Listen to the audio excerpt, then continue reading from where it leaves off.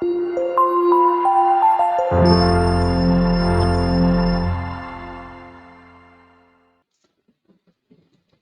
दोस्तों, CGPSC dream academy में आप सभी का स्वागत है। तो दोस्तों, जैसे कि आप जान रहे हैं कि हम सीजीएफएम का टारगेट कोर्स लेकर आए हैं। ठीक है, टारगेट कोर्स लेकर आए हैं और इस टारगेट कोर्स में आपको मैथ, रीजनिंग और कंप्यूटर से संबंधित क्रैश कोर्स लेकर आए हैं, या दूसरे शब्द में आप समझे कि टारगेट कोर्स लेकर आए हैं। जैसे कि आप जान रहे हैं, मैथ जो कि व्यापम के एग्जाम में 30 अंकों का होता है, रीजनिंग जो कि 15 अंकों का होता है और कंप्यूटर जो कि सामान्यतः 20 अंकों का होता है। जो हमारे आने वाले परीक्षा जैसे रेवेन्यू इंस्पेक्टर हो गया, हौसला अधीक्षक हो गया, सब इंस्पेक्टर हो गया, श्रम निरीक्षक हो गया और व्यापम और पीएससी के अन्य एग्जाम में भी बहुत ही इंपॉर्टेंट भूमिका निभाता है। टारगेट कोर्स के अंतर्गत हम आपके लिए मैथ्स, रीजनिंग और कंप्यूटर से संबंधित कोर्स लेकर आए हैं, जो आपको हमारे YouTube channel CGPSC dream academy में मिल जाएगी। और यह कोर्स करीब करीब 3 माह में कंप्लीट होना है और 3 माह में आपका तैयारी पूर्ण रूप से हम कराने की अपनी जिम्मेदारी लेते हैं। तो दोस्तों, इससे पहले हमने पिछला क्लास में पढ़ा था प्राकृतिक संख्या के बारे से। प्राकृतिक संख्या के अंतर्गत प्राकृतिक संख्या क्या है, इसके कितने प्रकार होते हैं, इसके गुणधर्म क्या है और प्राकृतिक संख्या से संबंधित महत्वपूर्ण सूत्र को हमने देखा।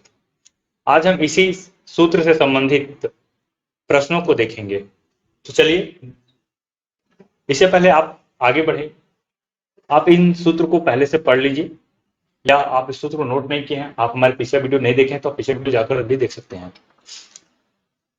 पिछले वीडियो में हमने यहाँ पे n को लिखा नहीं था, आप समझिएगा n क्या है। तो यहाँ पे n क्या है, कुल संख्या को दर्शाता है।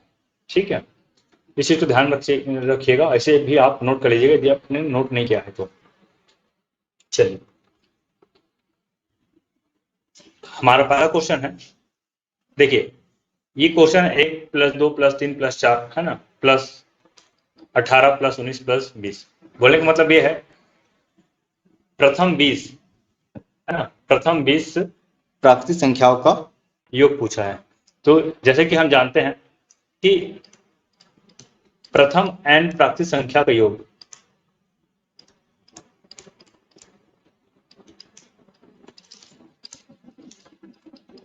तो इसका जो सूत्र है n + 1/2।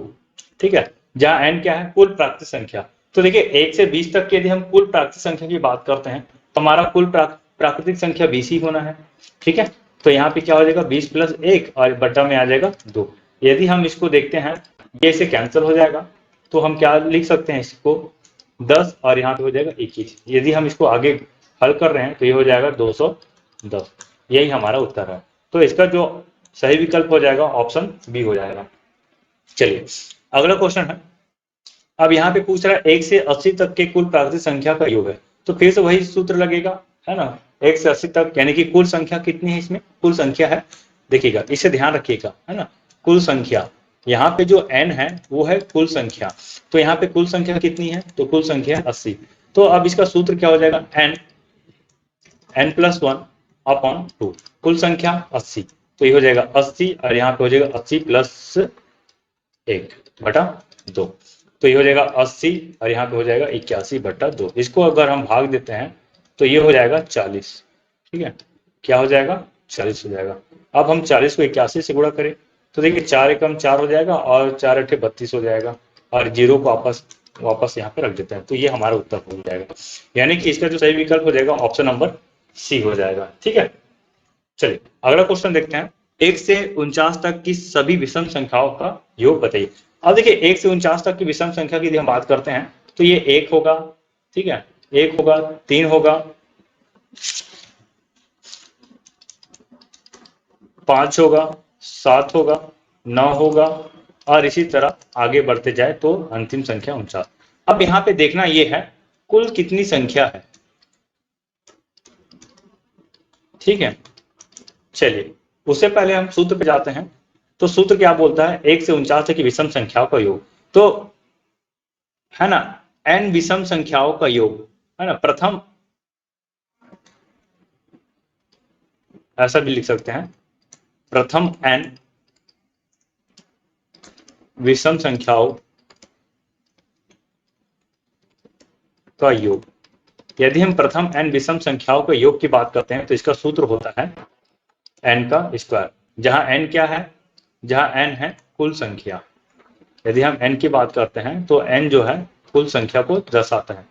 तो यहाँ पे कुल संख्या का सूत्र होता है, ठीक है, इसे ध्यान रखिएगा,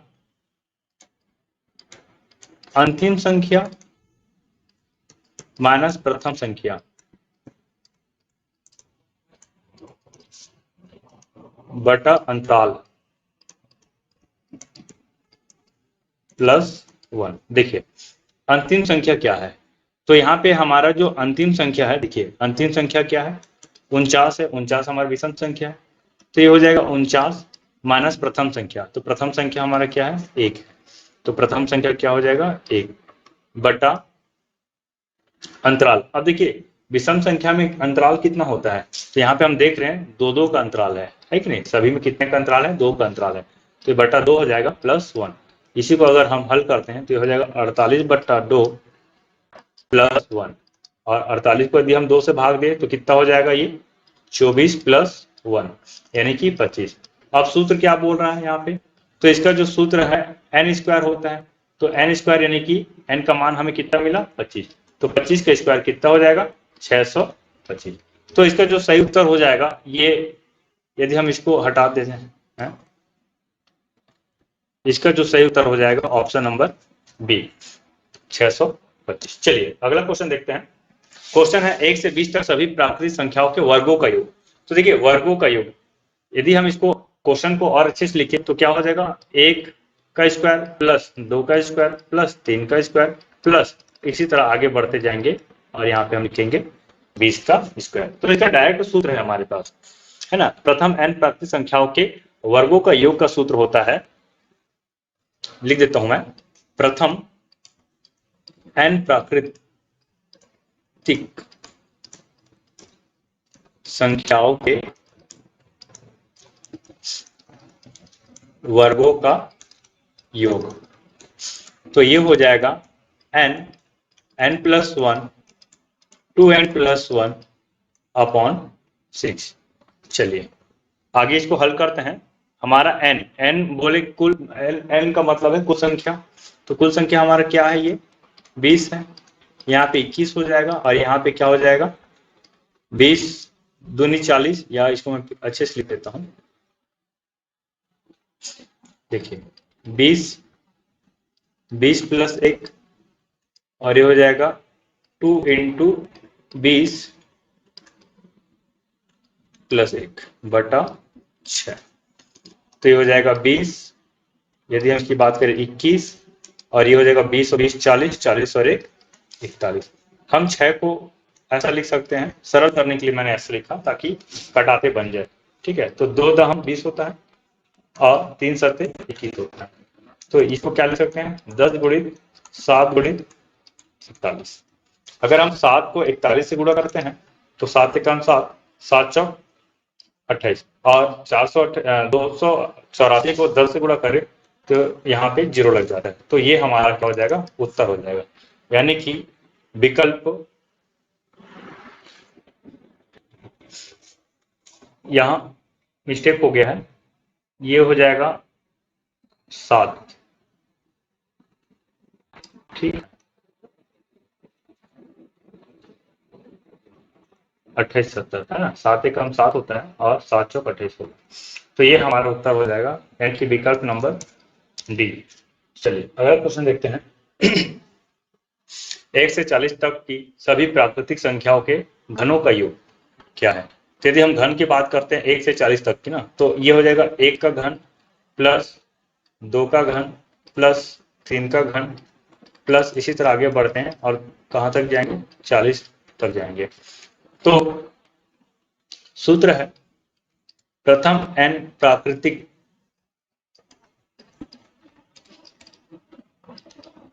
संख्याओं के घनों का योग।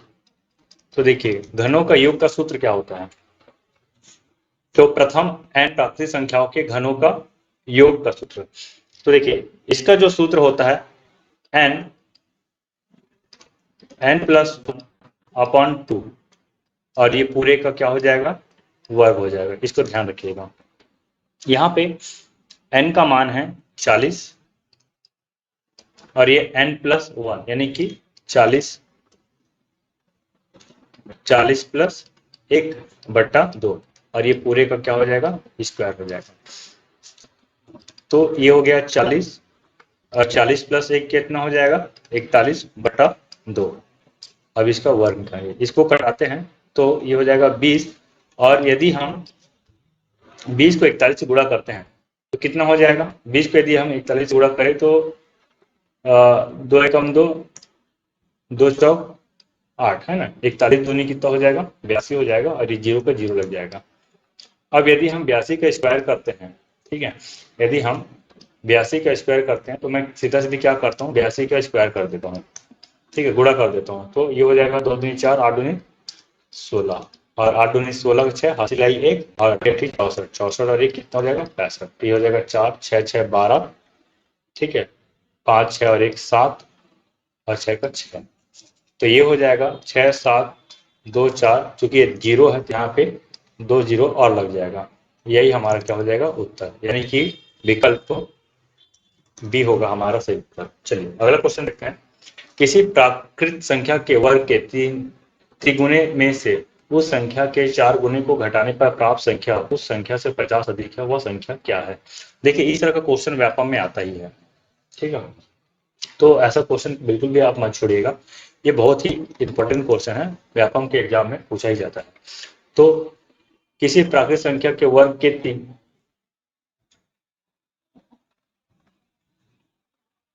के त्रिगुणे में से उस संख्या के 4, देखिए इसको समीकरण रूप में लिखते हैं। तो मान लेते हैं वह माना, देखिए ऐसे लिखिए, माना वह प्राकृत संख्या x है, ठीक है। तो अब क्या बोल रहा है, उस प्राकृत संख्या का, ठीक है, उस प्राकृत संख्या क्या बात किया, प्राकृत संख्या के वर्ग। तो मैं यहाँ पे प्राकृत संख्या के वर्ग ले लिया और इस प्राकृत संख्या के वर्ग का 3 गुना, तो मैं यहाँ पे 3 से गुणा कर दिया, 3 गुना हो गया। अब इसमें क्या करते हैं, उस संख्या के 4 गुना को घटाने पर, देखो यहाँ पे क्या लिखा है, उस संख्या के 4 गुने को घटाने पर, तो वह संख्या क्या है, तो वह संख्या x है। अब इसका 4 गुना को क्या कर रहे हैं, घटा दे रहे हैं। तो घटा देने पर प्राप्त संख्या, जो प्राप्त होगी संख्या, वो उस संख्या से क्या है, 50 अधिक है, ठीक है, उस संख्या से 50 अधिक है, मतलब इससे क्या है, 50 अधिक है। ये हमारा बन गया समीकरण। अब इसी समीकरण को हमें क्या करना है, हल करना है। तो देखिए इसको मैं क्या लिख सकता हूँ, 3x स्क्वायर लिख सकता हूँ, इसको मैं 4x लिख सकता हूँ और ये हो जाएगा x प्लस 50। आगे और हल करते हैं तो ये हो जाएगा 3x स्क्वायर, इसको इन दोनों को मैं इधर पक्षांतर कर देता हूँ, तो ये हो जाएगा -4x माइनस x माइनस 50। चूंकि ये धनात्मक है, पक्षांतर होगा तो क्या हो जाएगा, ऋणात्मक हो जाएगा। तो धनात्मक से क्या हो गया, संख्या ऋणात्मक हो गया। इसको और हल करते हैं तो हो जाएगा 3x square -4x minus x, तो माइनस माइनस प्लस हो जाएगा, यानी कि -5x माइनस 50 बराबर 0, ये हमारा हो जाएगा। इसे कहते हैं वर्ग समीकरण, ठीक है। अब वर्ग समीकरण को हल करने की तरीका होती है, मैं आपको कभी किसी वीडियो में वर्ग समीकरण कैसा हल किया जाता है समझा दूंगा, ठीक है। इसमें देखिए वर्ग समीकरण को यदि हम इसको तोड़ते हैं, ठीक है, इस जो बीच वाले पद है उसको 2 भागों में तोड़ा जाता है। इसके लिए हम क्या करते हैं, प्रथम पद और अंतिम पद को गुणा करते हैं। तो अगर प्रथम पद और अंतिम पद को गुणा करते हैं तो ये हो जाएगा 150।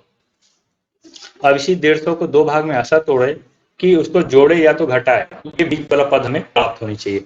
तो मैं इसको ऐसा लिख सकता हूँ 15 दहम 50, अब 15 में 10 को घटाऊं तो हमारा क्या उत्तर आ जाएगा, 5, यानी कि मैं इसको इस रूप में तोड़ सकता हूँ। तो ये हो जाएगा 3x square minus 15x plus 10x minus 50 बराबर 0।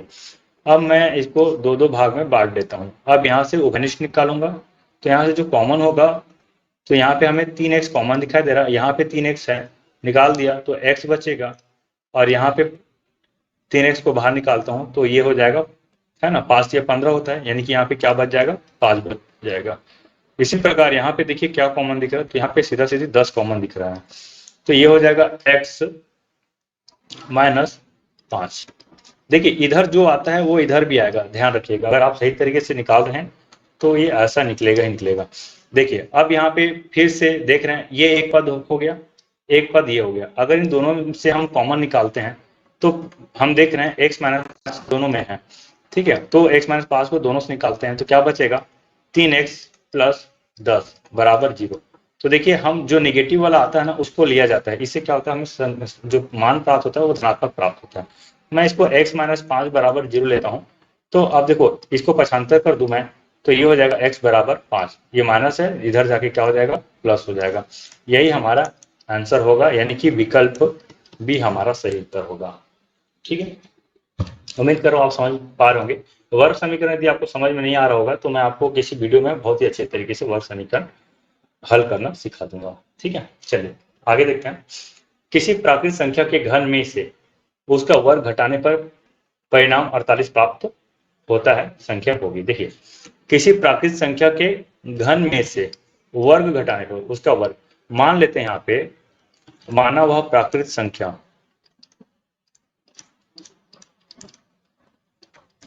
x है, तो हम क्या बोल रहे हैं प्रश्न के अनुसार, ठीक है, यदि हम प्रश्नानुसार बात करते हैं तो इस प्राकृतिक संख्या के घन में से उसके वर्ग को क्या कर रहे हैं, घटा रहे हैं, यहाँ पे लिखा हुआ घटा रहे हैं, तो हमें जो परिणाम प्राप्त होगा वो होगा 48। अब मैं यहाँ पे देखिए कॉमन निकालता हूँ, तो यहाँ पे x² दोनों में कॉमन है ये। अब देखिए ये थोड़ा सा ट्रिकी क्वेश्चन है, इसको समझना पड़ेगा, ठीक है। तो हालांकि ऐसा समीकरण जिसका अधिकतम घात 3 है ना, एक चर वाला समीकरण जिसका अधिकतम घात 3 है, ये भी एक सॉल्व होता है। इसको सॉल्व करने का तरीका थोड़ा सा लेंदी जाता है, पर फिर भी इसका भी एक अलग से वीडियो बनाऊंगा, सेपरेट वीडियो, उससे आपको और बेहतर तरीके से समझ में आएगा। लेकिन फिलहाल यहाँ पे मैं जो तरीका बता रहा हूँ उसको आप ध्यान रखिएगा। देखिए यहाँ पे ऐसा क्या मान रखे, समझिएगा, x का ऐसा क्या मान रखते हैं कि यहाँ पे 48 हो जाएगा। तो सीधा सीधी मैं, अब ऐसा क्वेश्चन जब भी आता है तो एक बार जरूर आप विकल्प चेक कर लीजिए, है ना, ऑप्शन चेक कीजिए।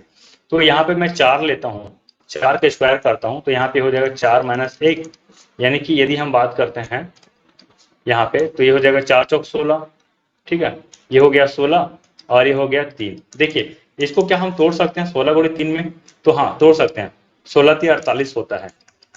तो साफ है कि यहाँ पे जो उत्तर हमारा प्राप्त होगा वो 4 प्राप्त होगा, ध्यान रखिएगा। क्यों, क्योंकि 4 रखने पर, है ना, लेफ्ट हैंड साइड में 4 रखने पर हमें क्या मिल जा रहा है, राइट हैंड साइड मिल रहा है। तो इसका सही उत्तर क्या हो जाएगा, 4। चलिए अगला क्वेश्चन देखते हैं। क्वेश्चन 8 है, 1 से 72 तक सभी संख्याओं का योग बताइए। ठीक है, अगर हम 1 से 72 तक का सभी संख्याओं का योग की बात करें तो सिंपल सा है, इसका क्वेश्चन हम पहले दूसरे नंबर पे भी बना चुके हैं, ठीक है। तो देखिए सूत्र क्या होता है, बोलने का मतलब यह है n प्राकृतिक संख्याओं का योग है। तो n प्राकृतिक संख्याओं का योग का सूत्र क्या होता है, n + 1 अपन मान रख देते हैं, अंतिम पद यानी कि 72, यानी कि टोटल पद कितना है हमारे पास, 72 है, तो ये हो गया 72, ठीक है, और यहाँ पे हो जाएगा n + 1 यानी कि 72 + 1/2। हल करते हैं तो हो जाएगा 72 और ये हो जाएगा 73/2। तो 2 कटेगा इससे, 2 तिया 6 और 2 छक 12। अब मैं यहाँ पे 36 को 73 से गुणा करूंगा, तो देखिए 36 को 73 से गुणा करूं तो 36, ये होगा 73, ठीक है। तो 36 को 73 से गुणा करते हैं, ठीक, तो 6 तिया 18, 3 तिया 9 और 1 10 हो जाएगा, और 6 सत्ते 42 हो गया, हाथ में बचा 4 और 7 तिया 21, 21 और 4 हो जाएगा 25। तो ये होगा 8, ये 2, ये 6 और ये फिर से 2। तो इसमें क्या बन रहा है, 26 28। यदि हम इसको गुणा कर रहे हैं तो 2628 ये आ रहा, और यही हमारा उत्तर है, यानी कि विकल्प बी सही उत्तर होगा। चलिए अगला क्वेश्चन देखते हैं। 32 से 96 तक सभी प्राकृतिक संख्याओं का योग बताइए। यदि हम 32 से 96 तक का सभी प्राकृतिक संख्या का योग, तो इसका सूत्र होता है, तो सूत्र क्या है, ठीक है, तो इसका जो सूत्र होता है ये हो जाएगा प्रथम पद प्लस अंतिम पद बटा 2 गुणित n। अब देखिए यहाँ पे n क्या है, तो यहाँ पे जो n है कुल पदों की संख्या है। अब मैं पहले ही क्वेश्चन में मैंने बताया कि n का मान निकालते कैसे हैं, तो n का मान निकालने के लिए क्या होता है, तो n का मान के लिए हम क्या करते हैं, अंतिम पद को क्या करते हैं, प्रथम पद से घटा देते हैं और इसका क्या निकाल देते हैं, बटा में इसका अंतराल निकालते हैं। क्योंकि सभी प्राकृतिक संख्या का बात कर रहा, तो यानी कि 32 plus 33 plus 34 plus dash dash dash करके ये हो जाएगा 96 तक, ठीक है। तो अंतराल कितना देखने को मिल रहा है हमें, हमें अंतराल 1 देखने को मिल रहा है ना, +1 हो जाएगा। इसको हल करते हैं, 96 में 32 घटा देते हैं, तो ये 6 में 2 घटेगा तो 4 आ जाएगा, और 9 में 3 घटेगा तो 6 हो जाएगा, बटा 1 + 1, यानी कि ये कितना आ जाएगा 65। तो n का मान क्या हो जाएगा यहाँ पे 65 हो जाएगा, ध्यान रखिएगा, ठीक है। चलिए सूत्र में रखते हैं, तो प्रथम पद क्या है हमारा 32 है, अंतिम पद हमारा 96 है, इसको 2 से भाग देंगे और ये n हमारा कितना हो जाएगा 65। इसको जोड़ देते हैं आपस में, 96 को 32 से, तो 6 2 8 हो जाएगा, और 9 9 3 12 128 बटा 2 गुणित 65 करेंगे। इसको भाग देते हैं, तो 2 चौक 12 2 चौक 8, यानी कि 64 गुणित 65। अब इसको भी गुणा कर लेते हैं, यहाँ पे करता हूँ, तो यदि हम 64 को 65 से गुणा करेंगे, ठीक है, यदि हम 64 को 65 से गुणा करते हैं तो क्या हो जाएगा, 5 चौक 20, 6 पचे 30, 30 और 2 32 हो जाएगा, 6 चौक 24, 2 6 चौक 36 37 और 38 हो जाएगा, यानी कि 0 6 8 3 8 2 10 और 1 11 हो जाएगा, तो ये 1 हो जाएगा और ये 4 हो जाएगा। इसको आपस में हम गुणा किए तो कितना आ गया 4160। तो यही हमारा क्या हो जाएगा, उत्तर हो जाएगा, यानी कि ऑप्शन डी हमारा सही उत्तर होगा। चलिए अगला क्वेश्चन देखते हैं। 5 क्रमागत सम संख्याओं का योग 80 है, तो बताएं सबसे बड़ी सम संख्या कौन सी होगी। अब देखिए समझिए, 5 क्रमागत सम संख्या है, सम संख्या आप जान रहे हैं 2 4 6 8 ये सम संख्या होती है, लेकिन 5 क्रमागत सम संख्या है जिसका योग 80। अब इसको मान लेते हैं इसमें 10 भी ले ले, तब इन सबका योग तो 80 तो होगा ही नहीं, 80 तो होगा ही नहीं, है कि नहीं, तो ये तो है ही नहीं वो। तो अब देखिए इसको बनाने का तरीका क्या है, मान लेते हैं, माना प्रथम है ना सम संख्या x है, तब प्रश्नानुसार यदि हम बात करें तो क्या हो जाएगा, ये x + 2 plus x + 4 plus x + 6 plus x + 8 equal to 80। ये 5 प्राकृतिक संख्या है जो कि सम संख्या है, और ये पांचों सम संख्या को योग करने पे क्या आ जाएगा 80 आ जाएगा। अब इसको हल करते हैं, तो देखिए क्या हो जाएगा, कितना x है 1 2 3 4 5 5 x है, आपस में जोड़ेंगे तो 5 x हो जाएगा। अब इन संख्याओं को जोड़िए, 2 और 4 6 6 6 12 12 8 20, इन सब का योग कितना होना चाहिए 80 होना चाहिए। अब इसको मैं हल करता हूँ, 20 को 75 कर दूं तो ये हो जाएगा -20 हो जाएगा। अब ये 5x बराबर कितना हो जाएगा 60, और x बराबर हो जाएगा 60/5। अब इसको हल करते हैं तो कितना हो जाएगा, 5 कम 5 और 5 दूनी 10, यानी x का मान हमें क्या मिल रहा है 12। लेकिन यहाँ पे पूछ क्या रहा है, सम संख्या पूछ रहा है, सबसे बड़ी सम संख्या क्या होगा, तो सबसे बड़ी सम संख्या क्या है हमारा, तो सबसे बड़ी सम संख्या तो यही होगा। तो सबसे बड़ी सम संख्या सबसे बड़ी सम संख्या। तो सबसे बड़ी सम संख्या क्या हो जाएगा, x प्लस 8, यानी कि 12 प्लस 8 जो कि 20 है। यही हमारे क्या हो जाएगा, उत्तर हो जाएगा, यानी कि ऑप्शन बी। ये कुछ होमवर्क है, 8 प्रश्न है, आप इसे बनाइए और इसका उत्तर आप कमेंट सेक्शन में दे सकते हैं, या तो आप हमारे व्हाट्सएप नंबर पर भी भेज सकते हैं। हमारा एक व्हाट्सएप नंबर है 825-1033-25-9। आप अपने सॉल्यूशन को इस व्हाट्सएप नंबर पे भेज दीजिए, हम चेक कर सकते हैं। ठीक है, अगर आपको किसी भी प्रकार का डाउट्स होता है तो आप हमें कमेंट कीजिए, व्हाट्सएप कीजिए। ठीक है, और आप हमारे अभी तक यूट्यूब चैनल को सब्सक्राइब नहीं किए हैं तो प्लीज़ सब्सक्राइब कर लीजिए, अपने दोस्तों को भी शेयर कर दीजिए ताकि हमारा वीडियो ज़्यादा से ज़्यादा लोगों तक पहुंच सके। ठीक है, उम्मीद करता हूँ आपको ये वीडियो पसंद आया होगा। अगर आपको वीडियो पसंद आया तो प्लीज़ सब्सक्राइब जरूर कीजिए। उम्मीद करता हूँ आपको अच्छा लगा होगा। धन्यवाद, थैंक यू।